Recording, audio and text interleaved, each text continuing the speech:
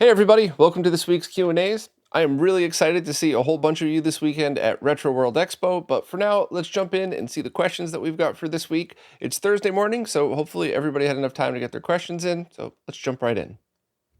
First up, on Floatplane, Dumas wants to know if I know of a test ROM or homebrew for the SNES that could test Dolby Surround, or perhaps a proper SNES game with surround sound that does a good job of clearly being able to tell the difference between the front and the back speakers.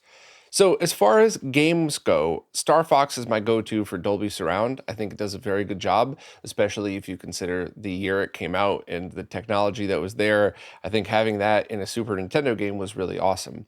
But if you're looking for just a test program in order to make sure that your stereo is compatible, just watch that video that I had put out a couple of years ago and skip to the end for the Dolby Surround tests. And as long as you hook it up the same way you hook up your SNES, it should be fine. So, for example, if you have standard SNES with analog audio, then just plug it into your receiver with analog audio cables, and that should be a good enough test. If your SNES is SP and a SPDIF digital modded, then try a DVD player with a digital output and see if it works through there. I've never run into a case where it worked through one and not the other, but you never know. It probably is amp specific, and who knows what it could run into. But yeah, I'll leave a link to that. If anybody is interested, just watch the whole video. I thought it was actually pretty interesting, but if nothing else, just skip to the end and you'll be able to get very clear tests for different Dolby formats. And the only requirement is stereo left and right cables. If you're curious why, I talk about all of that in the video. But yep, good question. But I suggest just running the test program first and then firing up something like Star Fox to really see what it's like in your setup. Moving over to Patreon, Brent said they'll be at Retro World Expo next week and they're planning to swing by the booth to say hi. Will I happen to have any merch there for sale? Also, any advice for a first timer? They plan to visit Steve's panel on Saturday. Well, first of all, it's going to be awesome to see you there. But to answer your questions, yes, I should have t-shirts and stuff there. Ariel from Artistic Pixels is going to be there selling shirts for all of the people who are going to be there with us at the RetroRGB section. So yes, absolutely. Plus, I have all that stuff, a bunch of that stuff that I showed in the video, in the weekly roundup this week. A bunch of it already sold. Some people kind of jumped on some of the rarer items, so which is cool. It's less for me to carry. But yeah, I'll have some stuff there to peddle still, I guess. But also, any advice for a first timer? Well, I'll answer this twice. I'll answer it first as, what if you're just going to Retro World for the first time, but you've been to a bunch of other retro gaming expos, and then I'll just do it from a general. I've never been to a retro gaming expo before. But Retro World in specific, remember where you parked, because it's not as intuitive as you'd think if you're parking in the parking garage there.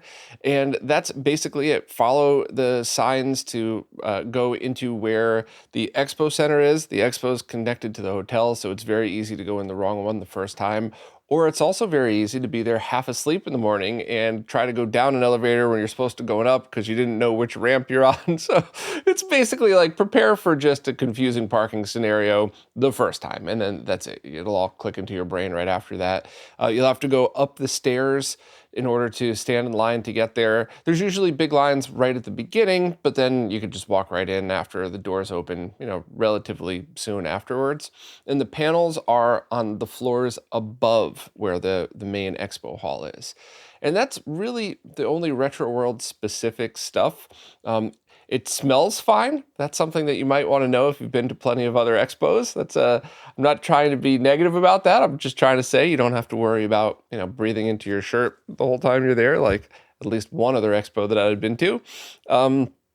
And everything else that you might need if you're staying the night is right there within walking distance.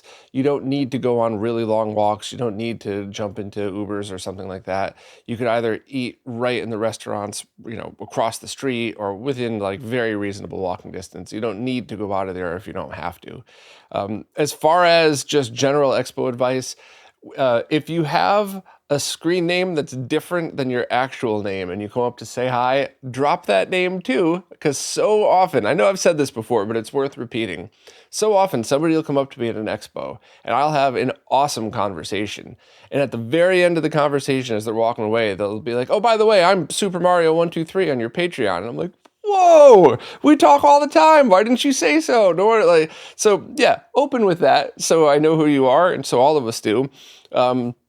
And other than that, I mean, it's just very laid back. Everything is chill. Everybody's generally pretty happy.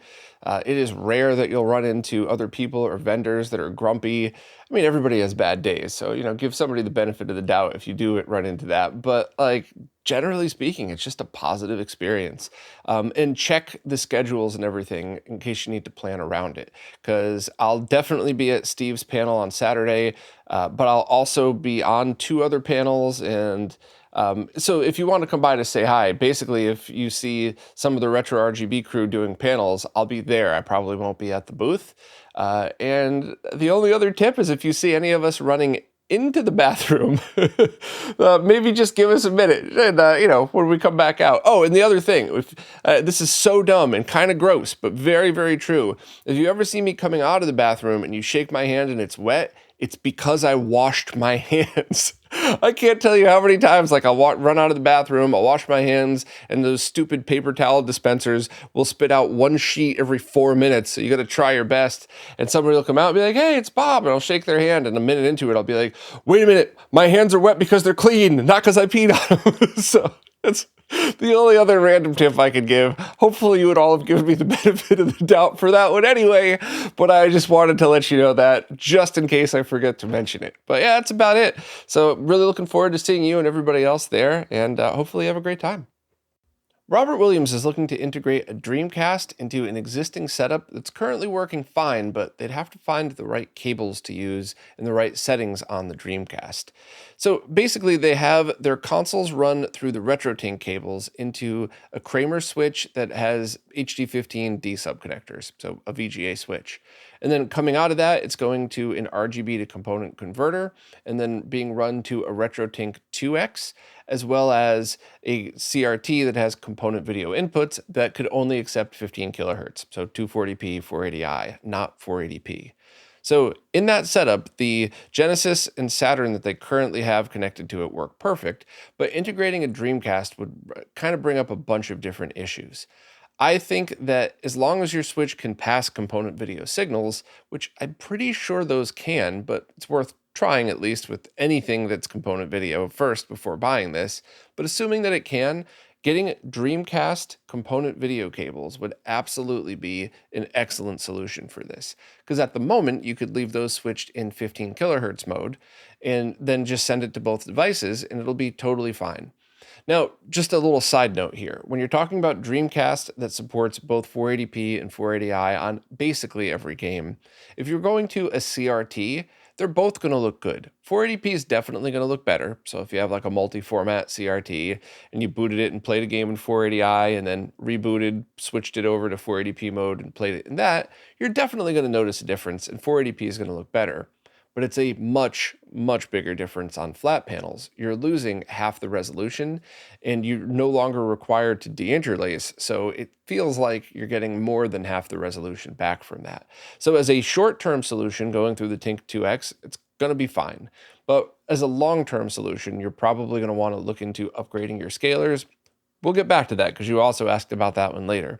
So for this setup, that should work totally fine, assuming that you could pass component. And since it's a matrix switch, you should be able to just route them wherever you need to go. So component could go directly to both of those devices without running through any kind of converter or anything like that. So it might make your setup a little bit easier in the long term.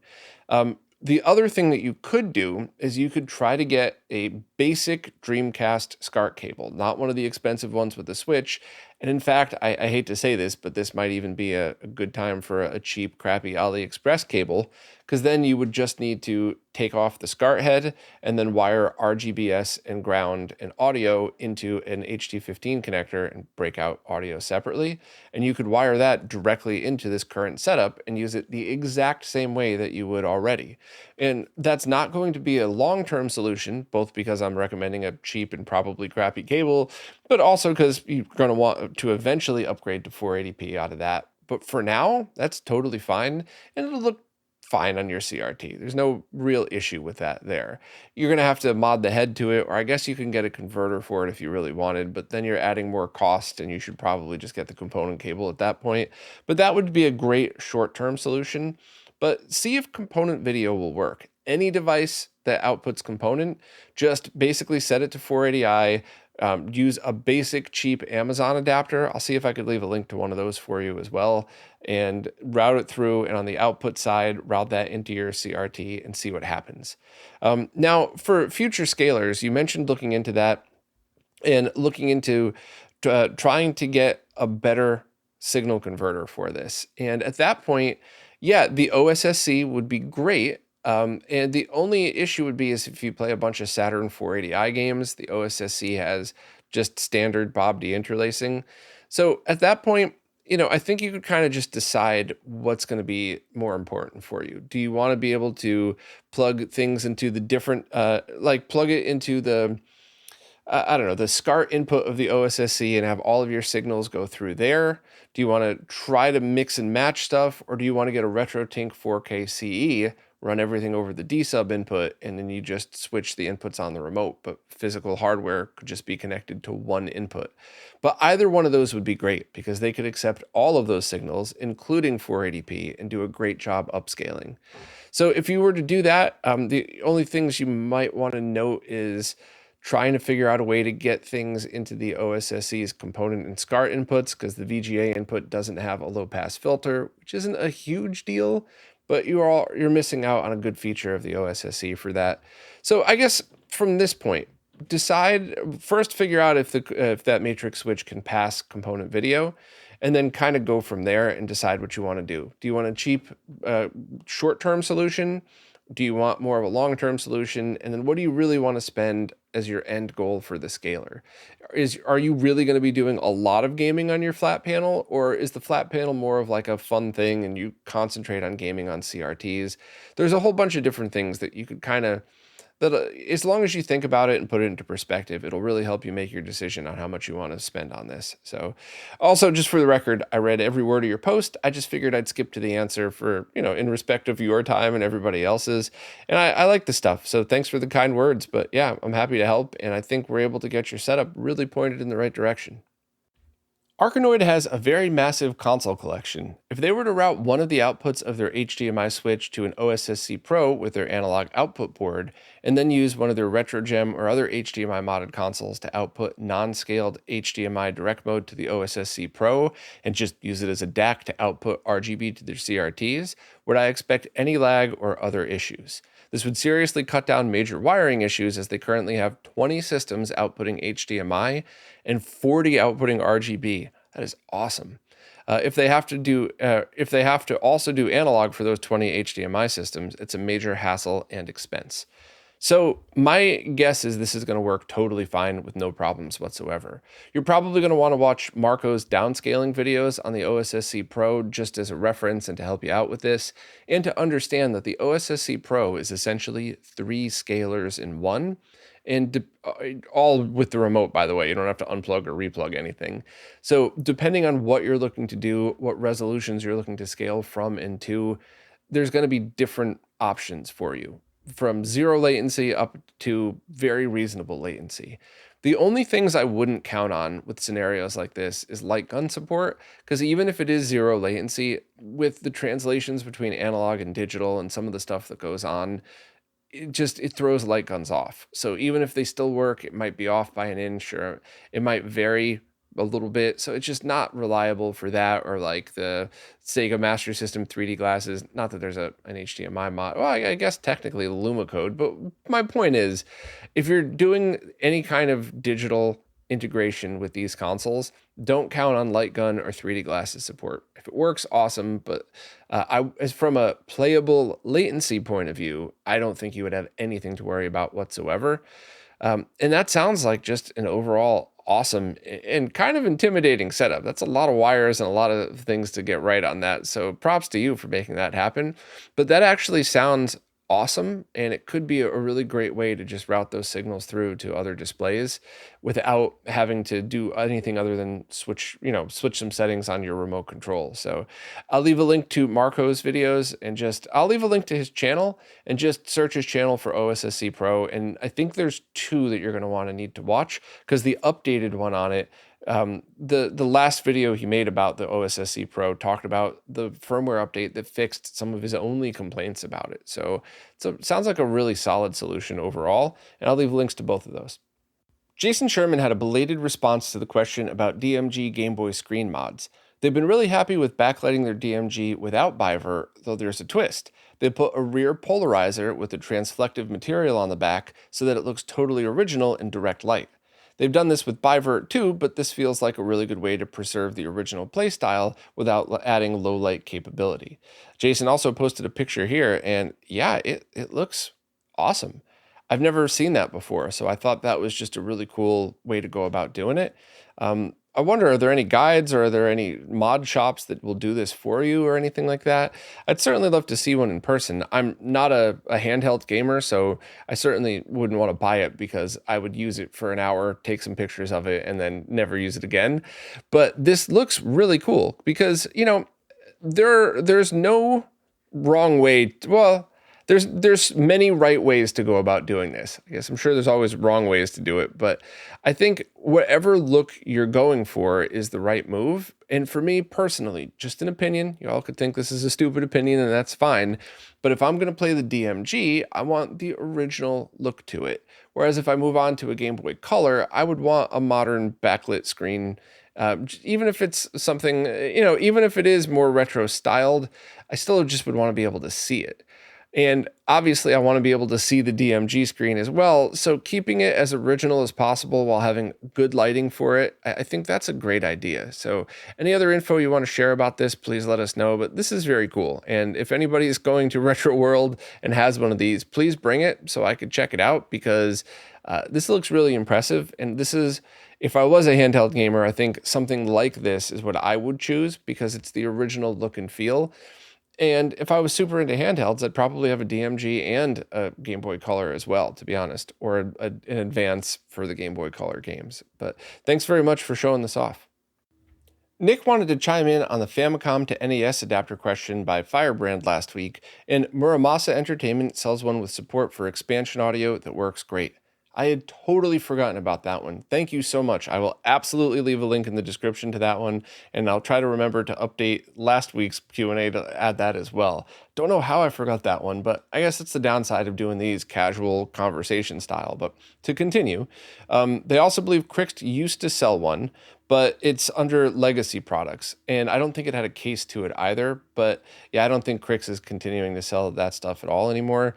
I could try to ask, but I haven't actually been able to get a hold of them in the past year or so. So I don't message them that much. So maybe it just went to spam or something. No hard feelings or anything like that. But I don't have an easy way to get in touch with them anymore. But if the Muramasa one's out there, it sounds like a great solution. Neither was designed to work well with front loaders, but that's just because you couldn't pull them out once inserted. This is easily fixed by adding a pull string of some kind to them. The Muramasa one is available as just the PCB, and they carry loose edge connectors too, so if someone were to make a nice 3D printable design for it that somehow makes it easy to pull out of the front loader NES, then that might be a great option. And who knows, maybe Muramasa could be persuaded to carry it pre-assembled. Yeah, that might work too. They own and quite like the My Arcade one that's specifically designed for a front loader, but that one does not fit larger Famicom carts, and that's the one that I did the review of that you also need to mod for Famicom expansion audio. So I did actually really like that one because it kind of felt like an NES cart, and it was well done overall. It just stunk that you couldn't use the bigger carts or Famicom expansion audio without a mod to it. An easy mod, but still. Many of us just want to buy stuff and not have to worry about this. So yeah, thank you very much. I really appreciate that. I will leave links to everything. And once again, my apologies to Muramasa. I can't believe I forgot about that one. But yeah, awesome. Thank you. That seems like the solution. But I'll leave a link to the others as well, just as a reference. Couple of questions from Jason Guffey. First, their OSSC stopped working, and they think it could potentially be the switch. So to troubleshoot that, I would unplug it from everything, take it apart, and start using a multimeter to test a few different things. First, just the basic test power to ground and see if it's shorted somehow, but also test the pins on the switch itself to see if it's actually switching between modes or if it somehow got broken and it's stuck between different ones. Basically, if it's in one position, you shouldn't be getting power on the output side, and if it's the other, you should. So if you're seeing different things, then it could just be the switch, and you could be able to just replace that. But definitely check it through to see, because it could potentially have shorted something out. You could always jump the switch on if that's the case. I would personally probably remove the switch and then just use a single wire to jump power over to it, over to the other side. So it just be an always on scenario, but that's obviously a cheap way to go about doing it. But you're going to want to do some more testing as well. So start out with it unplugged, then figure out where to go from there. If it's the switch, that should be an easy fix. And if it's not, test the barrel jack connector and then add power and start testing to see where the power is going to. But hopefully it's just a broken switch, and hopefully nothing got crimped or broken and you didn't short out the OSSC. Also, they have a 10-year-old AMD video card that has analog outputs so that they could use it for different CRT use as well as have it in a modern PC.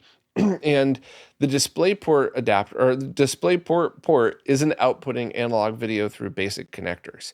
So I might be getting this one wrong here, but I'm pretty sure what's going on in these scenarios are some of these video cards natively support analog through the DVI and display ports. And all you would need is a basic pin converter, kind of like when you just do like the Mike Chi D-sub to SCART cable. It's just a pin converter that has the resistor on the sync line and nothing else. It's essentially like that. It's not converting anything. It's just changing the connector end. And then your PC would have to digitally tell it, okay, video card, start outputting analog video. That is absolutely how it works with DVI-I, because then you could have DVI-A, analog video output, which is essentially VGA over DVI, or DVI-D, which is, I'm oversimplifying here, but essentially HDMI over DVI. I know it's not. Experts, calm down. But it's a good way to visualize this. So if that's the case, you're going to need a powered digital to analog converter. And you said that does seem to work on your setup. So that is my guess, is that's what's happening, is you're not actually getting analog video out of the display port. You're just getting digital video that you're going to need to convert to analog. So you're going to have to figure that out first before you kind of go any further. Can this video card actually be set to output analog video over DVI or DisplayPort? And if so, that's a great solution. If not, can it output over HDMI? And then you use a HDMI to VGA converter, which are plentiful, especially if you don't need audio. That $8 one that I always link to is excellent. It doesn't have audio support, but it takes everything that I've thrown at it. So this scenario is perfect for it because you get audio from a different spot than your graphics card at this point. So maybe do that and then use a cheap DisplayPort to HDMI pin converter to go to whatever your HDMI display was. So reverse them. That's definitely a possibility there. And I think there's a couple more questions here as well. Oh yeah. Jason has a matrix, HDMI matrix switch, 4 in, 2 out, that are going to 2 different splitters that are going to 4 end devices. So essentially what you have is 3 splitters connected to each other, the HDMI matrix being the first one. So that alone could definitely cause issues, without a doubt. It just, things get wonky when you try to add multiple devices like that. Also, the HDMI 2.1 splitter you got might just not be PS3 compatible, which could throw all of this off, especially if you're using a capture card as well. And not only could it throw it off for your capture card, but because you have to do the digital handshake between devices, if you're going for something like a PS5 to the matrix switch to the splitter to the capture card, it could be sending that signal all the way back to the PS5 saying, hey, this isn't working. So what you would want to look into is a 4 in, 4 out matrix switch, hopefully one that has downscaling capabilities built in for your 1080p devices, which they definitely have those for HDMI 2.0. I don't know about 2.1. I know for a fact they have them for 2.0 because I tested some of them, but I think those are all out of stock now anyway. So you'll have to kind of hunt down and figure out what to do there. But that would be the solution that I would suggest, which stinks because you already bought a bunch of this equipment. But unfortunately, that's the road that we travel, right? The more we mess with this stuff, the more equipment we need to do what we're trying to accomplish without unplugging and plugging stuff directly in. So my guess is your problem is that single splitter, but I would really try. Now, you mentioned that you have another device that's on its way, that you could help test from there. So I would start with what you've already bought and cross your fingers. And if not, try getting an HDMI 4x4 switch and see if that solves your issue. But keep us posted on that because that's an interesting one. Gary Heather wanted to help out Faithful from last week, who was looking for Extron DVS605A firmware. They have an Extron account and put the latest firmware up on their cloud drive to share. They don't want to upset anyone at Extron, so that link will expire at the end of the month, although they agree they doubt Extron will object too greatly for one download to one obsolete product. So I'll provide a link to it in the description. Thank you so much, Gary, for doing that. That's really nice of you, and I will make sure to archive that myself just in case for any future needs. Although I'll probably forget that I even downloaded it, so I'll probably pass that to a couple of friends who are better at archiving stuff anyway. But thanks, it's really nice of you to chime in and do that, and hopefully we could just kind of quietly stack up these firmware files for us because we're not doing anything other than using these great products. So I don't think there'll be any issue with that. But really appreciate you uploading it. Well, that's it for this week. As usual, if you have any questions at all, please post them wherever it is that you support in the latest Q&A post, because the way these services work, I can't really figure out what's a new question on an old post. Plus, as you saw today, I like just bouncing through the services and answering these questions real time as if we were hanging out at an expo together. Speaking of which, I hope to see as many of you as possible at Retro World this weekend. I really do enjoy meeting everybody at these things, so definitely come over and say hello. And as always, just thanks to everybody who supports in absolutely any way, because it really is you who's making this stuff happen. So thank you all so much, and hopefully I'll see you this weekend.